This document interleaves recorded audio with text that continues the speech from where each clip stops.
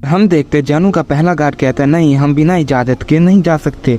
और तुम्हें पता है अगर हमने ऐसा किया तो ग्रैंड प्रिस्ट बहुत गुस्सा होंगे। उन्होंने हमें ऑर्डर दिया है कि हम जानू सामा के पास ही रहे और उनकी रक्षा करें। तभी हम देखते हैं वहाँ पर जानू सामा आ जाते हैं और कहते हैं तुम दोनों आपस में क्या बात कर रहे हो, मुझे भी बताओ।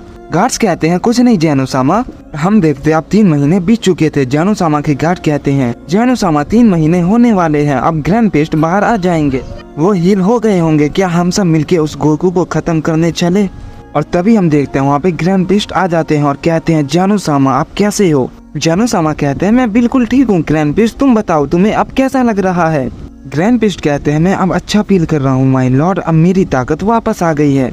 जानू सामा कहते हैं ग्रैंड प्रिस्ट लेकिन अभी 2 महीने 10 दिन हुए हैं, तुम जल्दी बाहर आ गए हो। ग्रैंड प्रिस्ट कहते हैं जानू सामा मैं अपनी पूरी ताकत रिकवर कर चुका हूँ और मैं सोच रहा हूँ कि मुझे उस मॉडल को हराने के लिए और भी ज्यादा ताकतवर और नई टेक्निक सीखनी पड़ेगी, इसलिए मैं अपने फादर के पास जा रहा हूँ। जानू सामा ग्रैंड प्रिस्ट की बात सुनकर चौंक जाते हैं और कहते हैं तुम तो बहुत लंबे समय के बाद अपने फादर के पास जा रहे हो, लेकिन ये बहुत अच्छी बात है, तुम उनसे मिलने जा रहे हो। भले ही तुम उनके पास नई टेक्निक सीखने के लिए जा रहे हो, लेकिन इससे तुम्हें एक फायदा होगा, तुम अपने फादर से भी मिल लोगे। इसके बाद जानू सामा मुस्कुराते हुए कहते हैं लगता है गोकू ने तुम्हें बहुत बुरी तरीके से पीटा है। जानू सामा की ये बात सुनकर ग्रैंड प्रिस्ट भी हंसते हुए जवाब देते हैं जानू सामा ये बहुत ही पुरानी बात है, इसे छोड़ दीजिए, अब मैं और भी ज्यादा ताकतवर हो जाऊंगा, फिर मैं उस मोटल को बहुत बुरी तरीके से पीटूंगा। इसके बाद जानू सामा कहते हैं ठीक है ग्रैंड प्रिस्ट, तुम अपने फादर के पास जा सकते हो और हाँ अपने फादर राइकस को मेरा हाय कहना।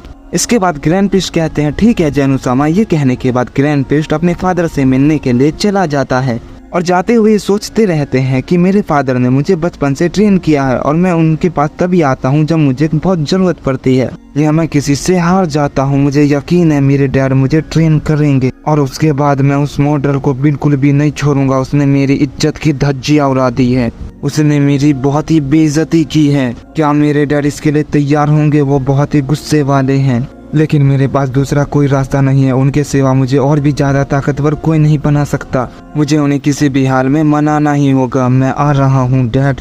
हम देखते हैं आखिरकार ग्रैंड प्रिस्ट अपने फादर के पास पहुंच जाते हैं और कहते हैं फादर आपको देखकर अच्छा लगा। ग्रैंड प्रिस्ट के फादर कहते हैं अपनी बकवास बंद करो, तुम बेवजह यहाँ नहीं आते, तो बताओ क्या हुआ है तुम्हें। इसके बाद ग्रैंड प्रिस्ट अपने फादर को सब कुछ बताता है और कहता है यूनिवर्स 7 में एक मोटल है जिसका नाम गोकू है, उसने पर्पल की को हासिल कर दिया है जो कि नियम के खिलाफ है, और उसके बेटे ने और उसने मिलकर पूरे यूनिवर्स 7 को बर्बाद कर दिया और मैं भी उससे हार गया फादर। और राइकस को ये बात सुनकर काफी गुस्सा आ जाता है, कहता है तुमने क्या कहा, तुम एक मोटल से हार गए, तुम कितने कमजोर हो। तभी ग्रैंड प्रिस्ट जमीन पर गिर जाता है और ओराइकस अपने गुस्से से ग्रैंड प्रिस्ट के सबसे फेवरेट प्लेनेट लिथस को डिस्ट्रॉय कर देता है। ये देखकर ग्रैंड प्रिस्ट कहता है फादर आपने ये क्या किया। ओराइकस कहता है तुम नहीं जानते तुम किस तरह के गॉड हो और तुम एक मोटल से हार गए, तुम्हें तो शर्म आनी चाहिए बेटे। इसके बाद ग्रैंड प्रिस्ट सारी बातें अपने डैड को बताते हैं और कहता है डैड मैं यहाँ पे उस मोटल से भी ज्यादा ताकतवर बनने आया हूँ, चाहे इसके लिए मुझे कोई भी कीमत चुकानी क्यों न पड़े, मैं इसके लिए तैयार हूँ। और आइकस गुस्से में कहता है अपनी बकवास बंद रखो तुम। और आइकस लगातार गुस्सा होता रहता है, इस वजह से लिथस के चारों साइड के प्लेनेट भी तबाह हो रहे होते हैं। ग्रैंड प्रिस्ट कहते हैं डैड ऐसा करने से कुछ नहीं होगा, मैं अपनी गलती मानता हूँ, मैं एक उम्मीद लेकर आपके पास आया हूँ, आपको मेरी बात को समझना होगा। तभी ओराइकस धीरे धीरे शांत होने लगता है। इसके बाद ग्रैंड प्रिस्ट कहता है डैड मैं इस ग्रेविटी को झेल नहीं पा रहा, मुझे आपसे कुछ बात करनी है, इसलिए मुझ पे थोड़ा रहम कीजिए। ओराइकस कहता है तुम्हें जो भी बोलना है जल्दी बोलो मेरे बेटे, तुमने मेरा अपमान किया है। ग्रैंड प्रिस्ट कहते हैं डैड उसने पर्पल की गॉड को बहुत अच्छे से इस्तेमाल करना सीख लिया है और उसका बेटा उसके अंदर ही है, जिस वजह से वो दुगना ताकतवर हो गया है। इसके बाद ओराइकस ग्रैंड प्रिस्ट को छोड़ देता है और कहता है अगर तुम्हें सबसे ताकतवर बनना है तो अपने आप को पहले हील करो।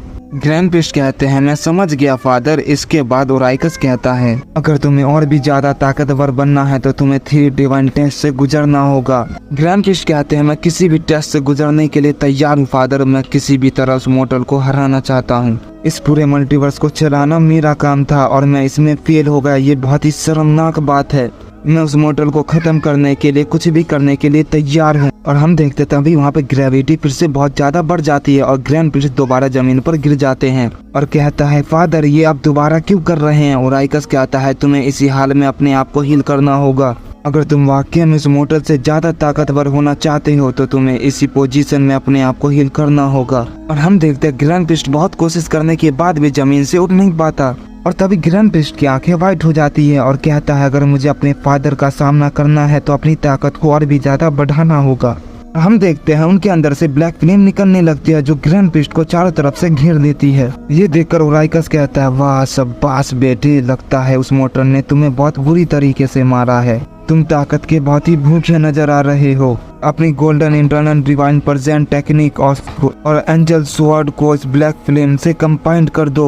और हम देखते हैं ग्रैंड प्रिस्ट ये सुनकर ऐसा करने की कोशिश करते हैं, वो बहुत कोशिश करते हैं लेकिन वो टूट जाती है जिस वजह से ग्रैंड प्रिस्ट को काफी चोट आ जाती है और कहता है फादर ये काफी मुश्किल है। और आइकस कहता है अगर तुम इतनी सी भी कोशिश नहीं कर सकते तो अपनी ताकत को कैसे बढ़ाओगे। ये सुनकर ग्रैंड प्रिस्ट अपनी आंखों को बंद कर देते हैं और फिर दोबारा कोशिश करते हैं।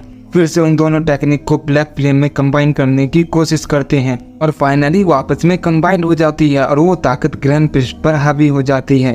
ग्रैंड प्रिस्ट कहते हैं कमाल है, ये ताकत तो लाजवाब है। मैं अपने अंदर कमाल की एनर्जी महसूस कर रहा हूँ। इस ताकत से तो मैं जेनोसामा तक को हरा सकता हूँ और उसके बाद मैं पूरे यूनिवर्स पे राज कर सकता हूँ। आइकस ये सुनकर कहते हैं ये तुम क्या बकवास कर रहे हो। ग्रैंड प्रिस्ट कहता है चुप हो जाओ, ये आप नहीं जानते मेरे अंदर क्या बीत रही है, कितना गुस्सा आ रहा है। मैं उस मॉडल को बिल्कुल भी नहीं छोड़ूंगा, चाहे इसके लिए मुझे आपको ही क्यों ना हराना पड़े फादर। ये कहकर ग्रैंड प्रिस्ट अपना हमला ओराइकस की तरफ कर देता है। ओराइकस ये देखकर कहता है चलो कोई बात नहीं, मैं इससे ये देख पाऊंगा कि तुम उस ब्लैक फ्लेम को एब्सॉर्ब कर पाती हो कि नहीं। ब्लैक फ्लेम की ताकत को हासिल करना इतना आसान नहीं है मेरे बेटे। ये कहकर ओराइकस ग्रैंड प्रिस्ट पे हमला करता है लेकिन हम देखते हैं ग्रैंड प्रिस्ट उस हमले को रोक लेता है और कहता है फादर मैं अब आपसे भी ज्यादा ताकतवर हो गया हूँ। मुझे ऐसा लगता है कि अगर आप मेरे बीच में आएंगे तो आप भी मारे जाएंगे फादर। ये कहकर ग्रैंड प्रिस्ट ओराइकस पे हमला कर देता है और कहता है अब इससे बच के दिखाइए फादर। दूसरी तरफ हम गोकू को देखते हैं जो किंग की बताई हुई जगह पे पहुंच जाता है और उस जगह को देखकर कहता है ये तो काफी डरावनी है, चारों तरफ तो आग ही आग है, मुझे तो अभी से ही पसीने आने लगे हैं, लेकिन मुझे ये करना ही होगा, मुझे और ताकतवर होना है। ये कहकर गोकू उसके अंदर चला जाता है। तभी उसे कुछ महसूस होता है और गोकू कहता है मुझे लगता है मेरे अलावा यहाँ और कोई भी है जो मुझ पर नजर रख रहा है। गोकू कहता है तुम कौन हो जो मुझ पर छुप के नजर रख रहे हो, मेरे सामने आओ। हम देखते हैं गोकू की बात सुनकर एक क्रिएचर बाहर आता है। वो गोकू से कहता है तुम कौन हो और तुम्हें इस जगह के बारे में किसने बताया। गोकू कहता है इस जगह के बारे में मुझे यहाँ के किंग ने बताया है, क्या तुम मुझे बता सकते हो मैं और ज्यादा ताकतवर कैसे हो सकता हूँ।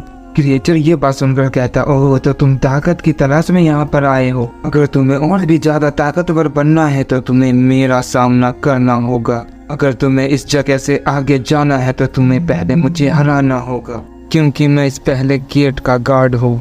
गोकू ये सुनकर कहता ठीक है, अगर तुम मुझसे लड़ना चाहते हो तो मैं तुमसे लड़ने के लिए तैयार हूँ। क्रिएचर कहता रुक जाओ, तुम यूनिवर्स 7 से हो ना, जो अभी कुछ समय पहले ही बर्बाद हो गया है। तुम अपने यूनिवर्स को तो बचा नहीं पाए, क्या तुम्हें लगता है तुम मुझे हरा पाओगे।